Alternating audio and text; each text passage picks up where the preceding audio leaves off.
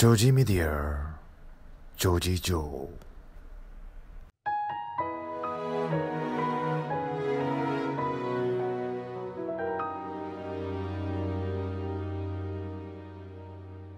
알 수 없는 그 계절의 끝,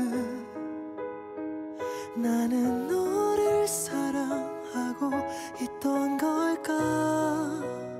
안녕하세요. 문화된장의 영화 소개해주는 남자 조지입니다. 요새 제가 출퇴근길이 좀 길어요. 한 왕복 한 4시간 되고요. 요새 지하철이랑 버스를 이제 타는데 시간이 많습니다. 그래서 보통 그 시간에 제가 좋아하는 걸 하죠. 책을 읽거나 영화를 봅니다. 그래서 사실 뭐 왜 이렇게 다른 분들은 힘들겠다, 야 2시간 왕복 4시간 어떻게 이렇게 다니냐 하는데 괜찮습니다. 지옥에서도 긍정을 보는 남자 조지이기 때문에 좋아요. 실제로 오롯하게 저한테 집중할 수 있는 시간이고, 네. 그리고 지금 이제 제가 노래를 깔아드리고 있는데, 이승기의 되돌리다 라는 노래. 순간마다 네가 떠올라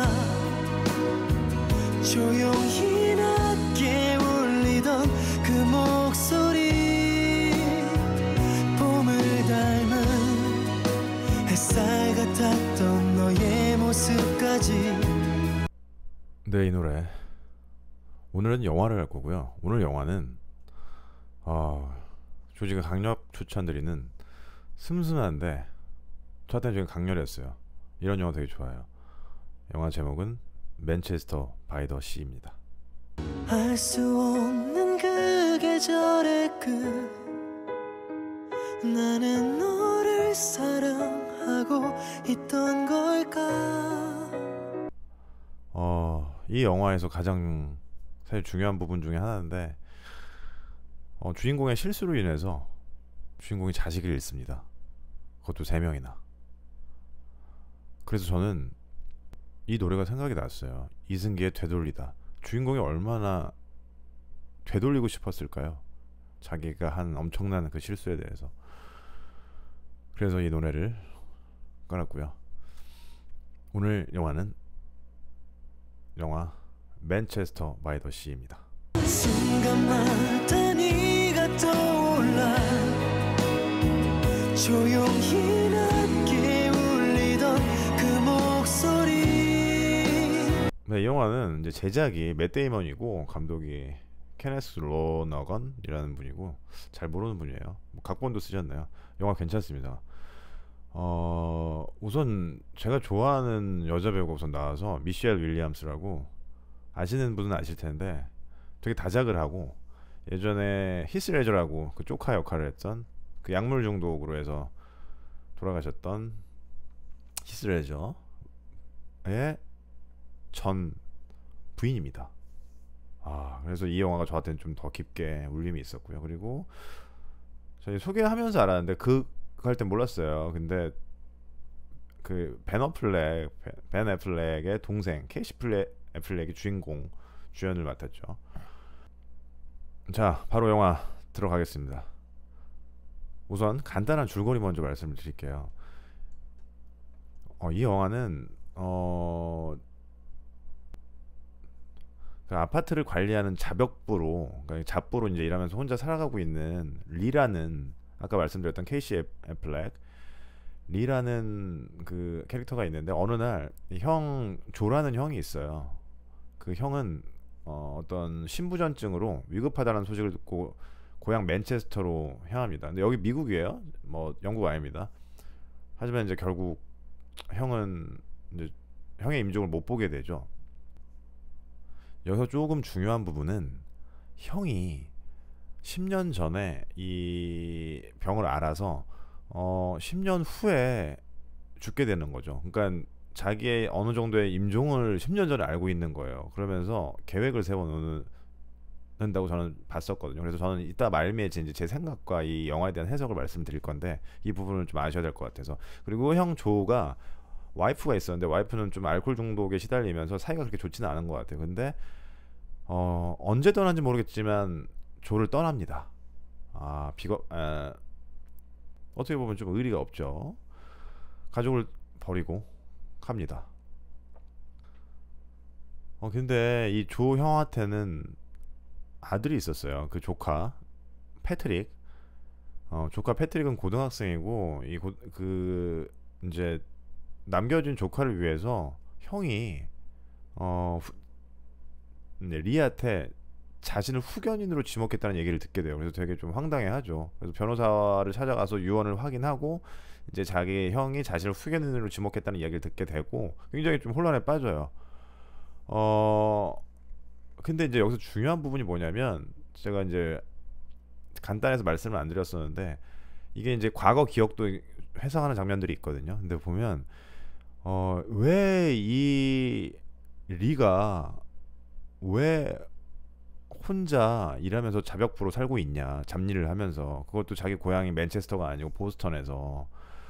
이유가 있습니다. 엄청난 사건이 있죠. 그러니까 무슨 사건이냐면 원래 어린 자식 3명이 있고 딸 둘에 뭐 아들 하나였나. 그리고 이제 자기 와이프는 미셸 윌리엄스예요. 랜디죠. 되게 이제 친구들이랑 사이도 좋고 막 되게 술도 많이 마시고 막 그때 뭐 마리아나도 하고 막 파티 열고 막 이러다가 술이 너무 많이 취했는데 모닥불이를 피우다가 그거를 중간에 이제 잘 막아놨어야 되는데 잘 막지 못해서 술 사러 갔어요. 다시 갔다 오는데 집에 자기의 실수로 인해서 장작불이 떨어져가지고 집에 불이 탑니다. 그래서 자식들이 다 하늘나라로 가고 랜디 자기 아내는 연기를 들여마시고 앰뷸런스에 누워 있는데 뭐 이게 뭐 말로 표현을 할 수가 없죠. 이거 뭐 언어라는 걸로 이 감정을 표현할 수 없다고 저는 생각해요. 자식을 떠나보낸. 그렇기 때문에 리는 표정 그리고 이 사람의 행동 그리고 이 사람의 어떤 제스처 말투가 영혼이 없어 보여요. 딱 봐도. 근데 이제 갑자기 이제 형이 이제 위급하다는 소식도 가게 되죠. 근데 이런 여러 가지 사건에 의해서 이제 살아가고 있지만 이 혼란에 빠진 리는 뭐 어떻게 해야 돼요? 뭐 조카와 함께 조카를 어떻게든 좀 해야 될 거 아니에요? 뭐 어떻게 좀 자기가 부양을 하든 그러니까 자신이 생활하던 보스턴으로 떠나려고 하는데 패트릭은 같이 가자고 하는데 못 떠난다고 얘기해요. 왜냐면 패트릭은 여기 안에서 지금 친구들이랑 사이도 굉장히 좋고 뭐 밴드도 하고 아이스하키도 하고 여자친구도 뭐 인기도 많아요. 바람둥이에요. 막 여자친구도 2-3명 있는 것 같고 그래서 막 둘이 막 갈등을 빚고 막 이런 장면이 굉장히 있습니다. 그러던 중에 이제 전 부인 랜디를 만나게 되는데 저는 이제 이따 장면을 설명을 드릴 거예요. 이 영화를 제가 줄거리를 쫙 다 설명하지는 않을 거예요. 영화를 한번 뭐 제 팟캐스트를 듣고 영화를 보셔도 되고 영화를 다 보시고 나서 제 얘기를 한번 듣는 것도 뭐 두 가지 방법 다 나쁘지 않을 것 같긴 한데 우선은 이 장면이 저는 가장 힘들었고 사실 울었습니다. 조지가 또 촉촉한 부분이 있기 때문에 전 부인이 앞에 나타나요. 맨체스터에서 얼마나 둘이 근데 일단 이건 장면에서 얘기를 할게요. 근데 랜디가 울면서 사과를 하는 대사가 있습니다. 그러니까 그러면서 이제 잊고 지낸 과거들이 막 떠오르게 되고 막 그래요. 그래서 이 영화는 어떤 뭐 반전이 있다거나 어떤 크게 스토리가 막 롤러코스터를 타고 막 굉장히 막 급박하게 진행이 되고 막 이런 부분은 아니에요. 근데 슴슴한데 굉장히 생각을 많이 하게 돼요. 그래서 저는 이런 영화를 좋아하기 때문에 소개시켜드렸고 강력 추천드립니다. 줄거리는 저는 여기까지 이제 말씀을 드릴 거고 장면을 이제부터 말씀을 드릴게요. 아까 제가 말씀드렸잖아요. 그 아이들을 떠나 보내고 경찰서에서 조사를 받게 된 장면이 있어요. 이 장면도 굉장히 저도 사실 약간 글썽거리고 좀 힘들었어요. 왜냐면 자기의 잘못으로 인해서 어린 아이 3명을 화마로 잃었어요. 그 주인공이 경찰 조사를 받는 장면이 있는데 뭐 아예 그 표정이나 이런 연기 안에서 뭐 영혼이 없어요. 얼마나 큰 힘듦이겠어요. 그래서 이 장면에서 이런 얘기가 있습니다. 다 얘기하고 자기가 이제 이래서 자기는 이랬고 이래서 술 취해서 기억은 안 나지만 이렇게 해서 내 잘못 뭐 이랬다라고 다 얘기를 하는데 경찰들이 이제 당신은 무죄가 입증될 거고 뭐라고 하고 막 이렇게 얘기를 하니까 이 리가 영혼이 빠져나가는 사람처럼의 표정과 말투로 그래서 그냥 가라고요? 라고 얘기를 해요. 그리고 나서 나가면서 경찰 총을 집어들어서 몰래 자살하려고 하는데 그 총에는 총알이 없었죠. 그 씬이 너무 사실은 힘들고 슬펐어요. 저는 한번 보시죠. I'm not gonna crucify you. It's not a crime to forget to put the screen on the fireplace. So I can go? If something comes up we don't already know about, yeah. You got anyone to give you a ride back home? Is Joe here? Is your dad here?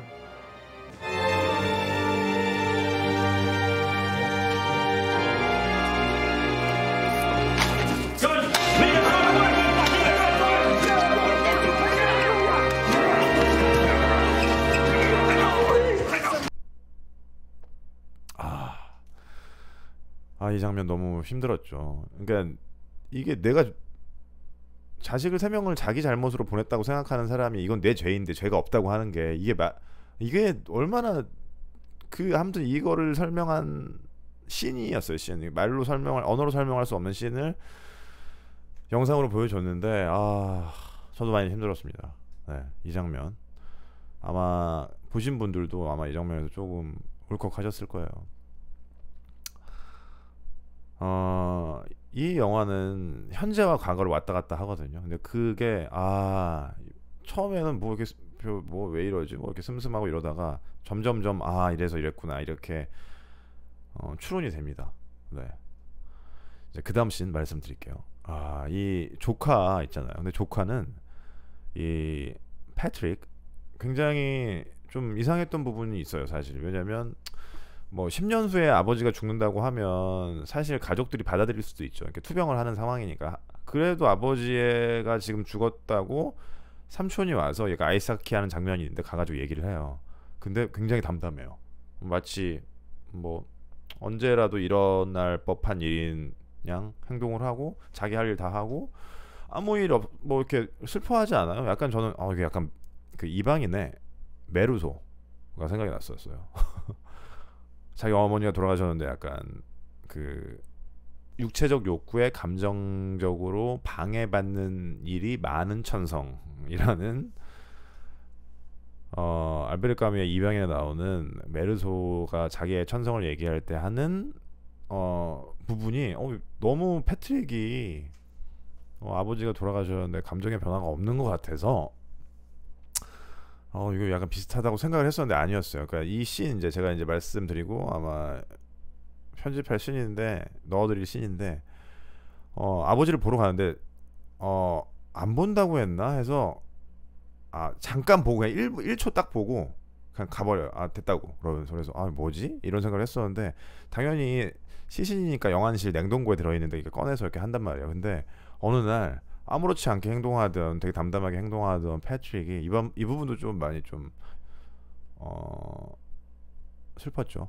패트릭이 냉장고에서 이제 자기가 닭을 꺼내서 뭘 이렇게 하려고 하는 냉동 닭을 꺼내려고 하는데 갑자기 막 발작 증세를 일으켜요. 막 그래서 혼자 있고 싶다고 막 그러는데 문을 부시고 이 리가 가가지고 너 왜 그러냐고 막 얘기하니까 갑자기 점점 더 감정이 고조되더니 울먹이면서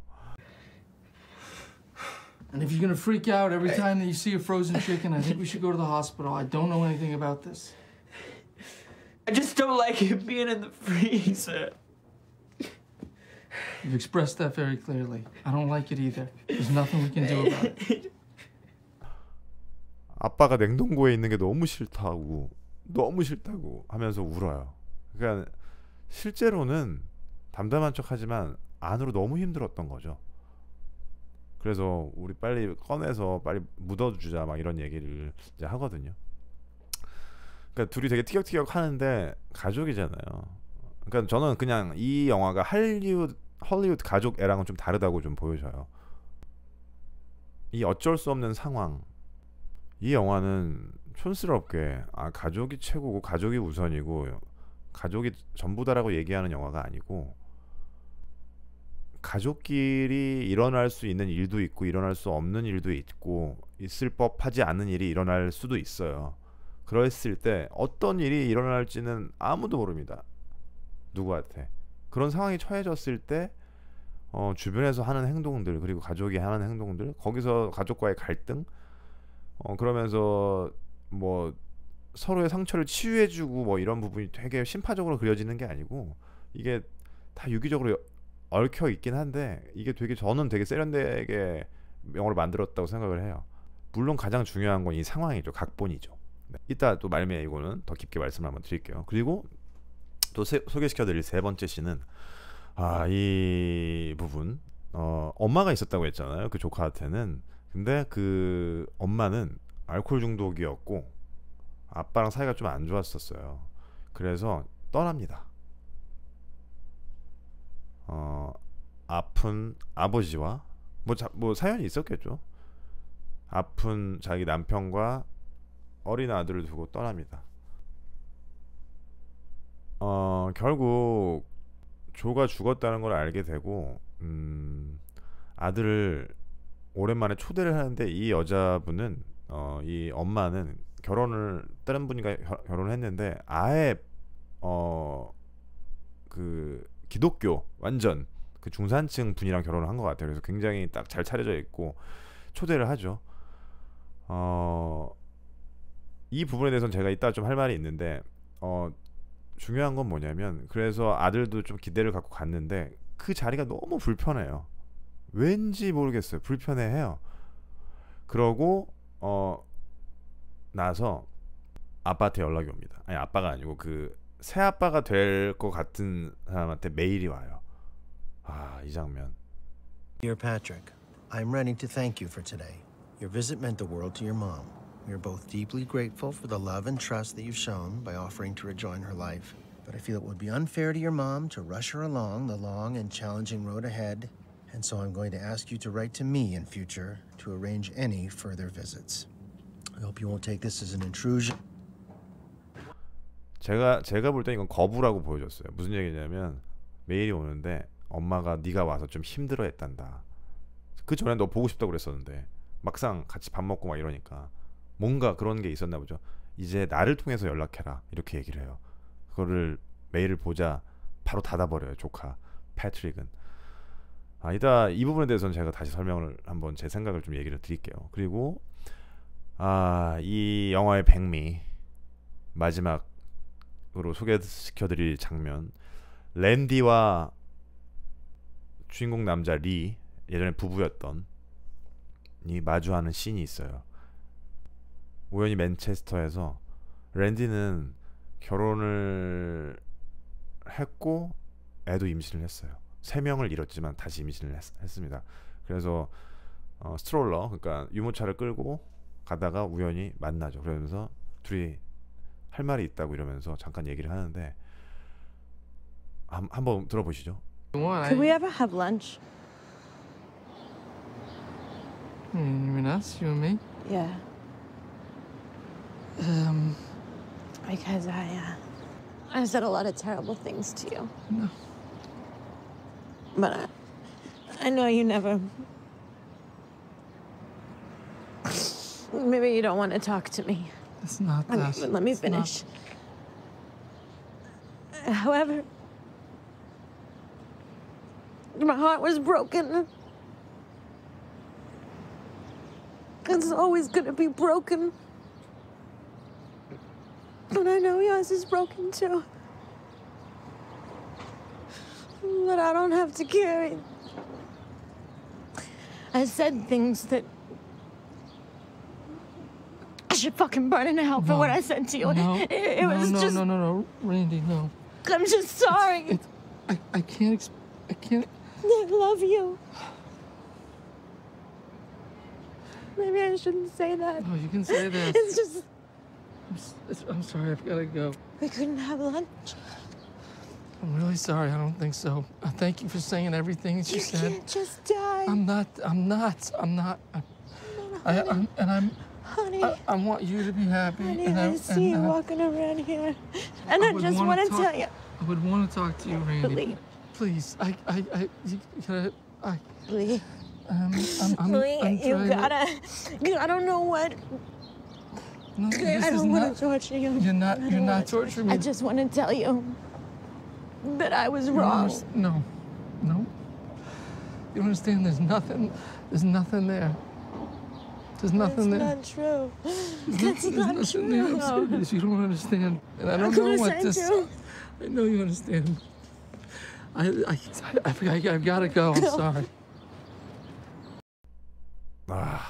이 장면 진짜 제가 연기를 너무 미셸 윌리엄스가 잘해서 우선 울었습니다. 너무 힘들었고요, 저도. 입을 많이 하는 스타일이라서 어떤 얘기를 하냐면 랜디가 뭐 이렇게 하다가 나랑 점심 먹을래? 점심 먹자라고 얘기해요. 되게 놀래요. 무슨 그러면서 약간 울먹이면서 이제 얘기를 합니다. 진심이라고 생각해요. 저는 내가 너한테, 당신한테, 리한테 못된 말을 너무 많이 해서 미안하다고. 앞으로도 계속 아플 거니까 우리 막 이런 얘기를 해요. 그리고 내가 굳이 그런 말 하지 말았어야 하면서 막 울어요.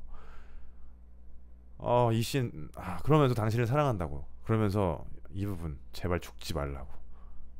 자살할 것 같으니까.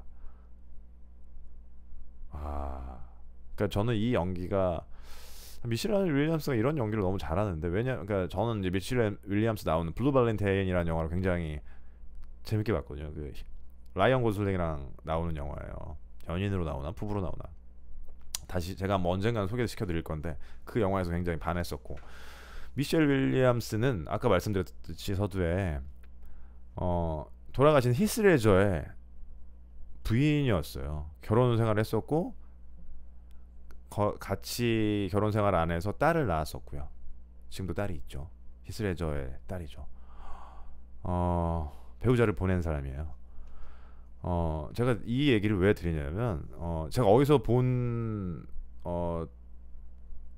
자료인데 인간의 고통 지수, 스트레스 지수 뭐 1위부터 20위까지를 봤었어요. 20위까지. 근데 저는 더 이 고통 지수, 스트레스 지수의 상황 1위부터 20까지에 되게 공감을 했고 우선 이제 거꾸로 제가 읽어드릴게요. 18위 막 이직도 굉장히 힘들죠. 힘듭니다. 제가 많이 해봤기 때문에 압니다. 그리고 뭐 7위 해고, 그리고 뭐 5위 출산, 출산 셉니다. 그리고 막 4위 절단통, 엄청난 고통, 스트레스겠죠. 그리고 1, 2, 3위가 다 가족의 죽음이에요. 저도 좀 놀랐어요. 그 중에 3위 부모님의 죽음, 2위 뭘 것 같아요? 배우자의 죽음입니다. 그리고 1위가 자식의 죽음입니다. 이 영화에서 주인공 리는 그리고 주인공 랜디는 자식의 죽음이라는 큰 고통을 겪은 사람들이에요. 그러니까 사는 게 어떤 사람에게는 살아가는 게 형벌이고 지옥일 수 있는 거죠. 자기 죄인 거고 자기 죄 같은 거고. 그리고 이 실제로 미셸 윌리엄스는 아까 말씀드렸던 두 번째 사람 인간의 고통 스트레스 지수 2위인 배우자의 죽음을 겪었던 사람이기도 하죠. 그래서 저는 이 연기를 할 때 히스 레저가 좀 보였어요. 이 장면 너무 힘들고 슬펐죠. 그러니까 사람들이 저는 이제 이 영화를 보면서 느낀 게 이제 제 생각을 좀 이제 말씀드릴 텐데 아까도 말씀드렸다시피 아무렇지 않은 표정이라고 해서 아무렇지 않은 게 아니에요. 리라는 사람이 처음에 왜 그랬지? 이게 엄청난 어떻게 보면 형벌을 받고 있다고 저는 생각을 했고 이게 삶이 지옥일 수 있다라는 생각을 했어요. 그러니까 이 사람이 죽을까봐 형이 되게 초창기에 굉장히 막 그 옆에 사람 붙이고 막 이러거든요. 자살할까봐. 자식이 3명을 떠나보내고 그것도 자기 잘못으로 인해서 실수긴 하지만 삶이 지옥이다. 어떤 사람한테는 어떤 사연이 있고 어떤 뭐가 있는지는 아무도 모르는 거예요, 사실. 네. 그래서 우리가 되게 단정하고 이런 건 되게 위험하다고 저는 생각합니다.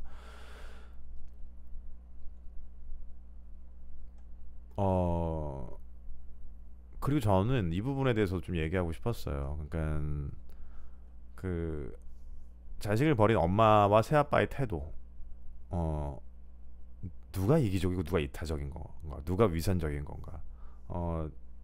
이제 혼자 엄마 아빠랑 없이 아버지가 돌아가셨으니까 패트릭을 위해서 자기의 선의를 보이는데 그게 알고 보면 진심이었다고 보여질 수도 있겠지만 저는 약간 자기의 마음의 미안함을 위해서 자기한테 마음의 미안함을 위해서 했던 행동이었다고 봐요. 그건 뭐냐면 어떻게 하든 리 같은 삼촌은 어떻게든 조카랑 같이 하려고 노력을 하는데 엄마 같은 경우는 이 새아빠와 이 태도는 자기네들이 어떤 선의를 베풀었다라는 약간 어떤 그런 느낌? 그러면서 결국에는 메일로 보내잖아요. 엄마가 힘들어하니까.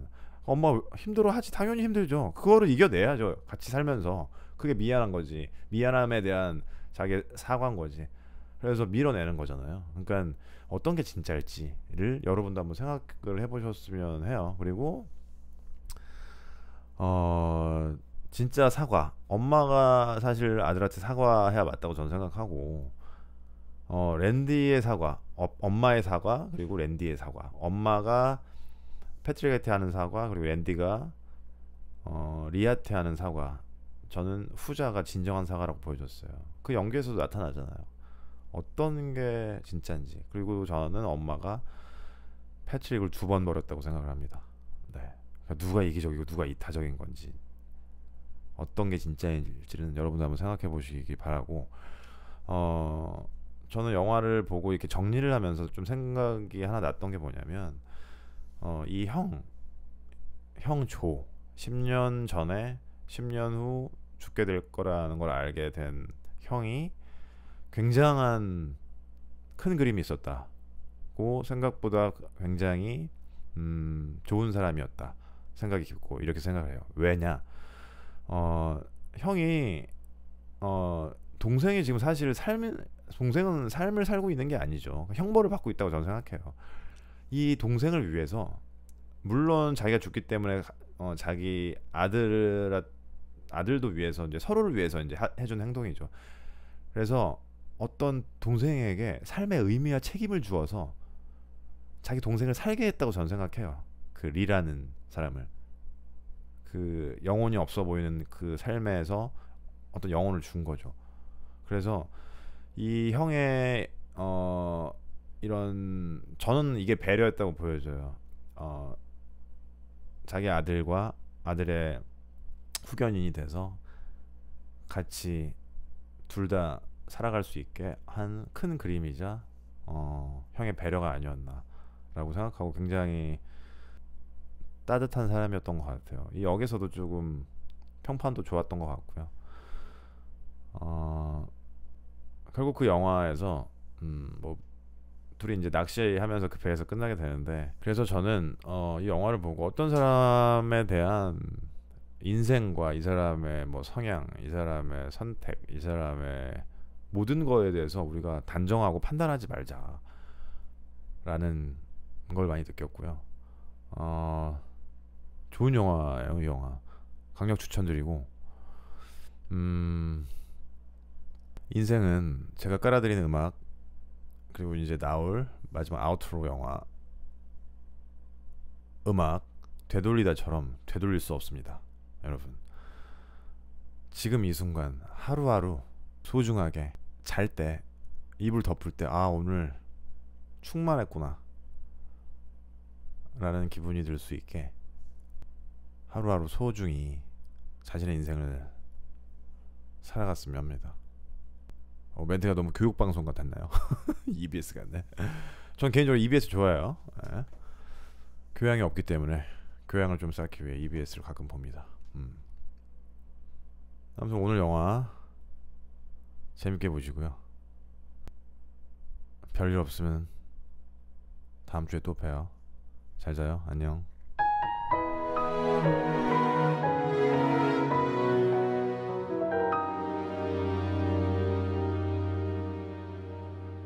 알 수 없는 그 계절의 끝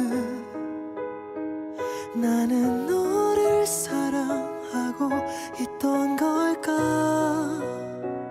어딘가에 우리 함께 했던 그 많은 시간이 손 닿을 듯 어제 일처럼 되돌려지곤 해 순간마다 네가 떠올라 조용히 낮게 울리던 그 목소리 봄을 닮은 햇살 같았던 너의 모습까지 언제나 넌 나의 매일을 환하게 비췄어 순간마다 네가 떠올라 조용히 낮게 울리던 그 목소리 봄을 닮은 햇살 같았던 너의 모습까지 아주 작은 기억들조차 여전히 선명해 알 수 없는 그 계절의 끝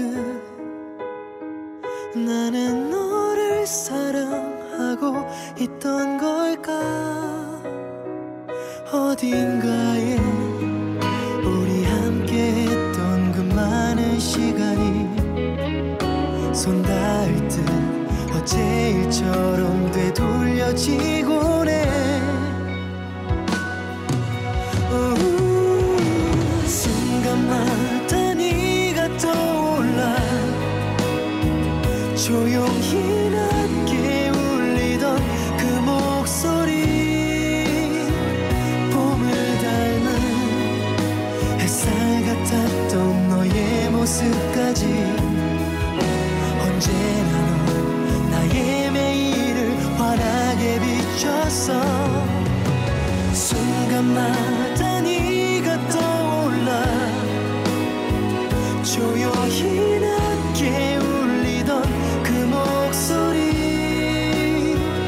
봄을 닮은 햇살 같았던 너의 모습까지 아주 작은 기억들조차 여전히 선명해 우리 어디쯤 있을까 수많았던 기억들을 되돌려봐 우리 행복했던 걸까 알 수 없는 마음들만 제자리에 남아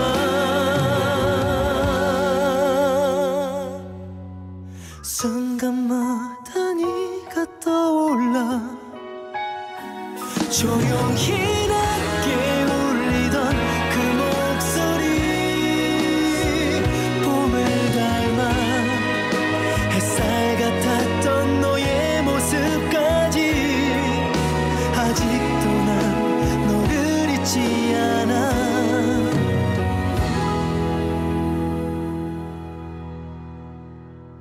우린 어디쯤 있을까 우리는 행복했던 걸까